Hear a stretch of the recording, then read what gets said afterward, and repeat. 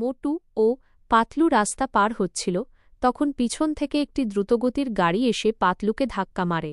পাতলু মাটিতে পড়ে যায়, আর মোটু তার বন্ধুকে দেখে হাউমাউ করে কাঁদতে শুরু করে।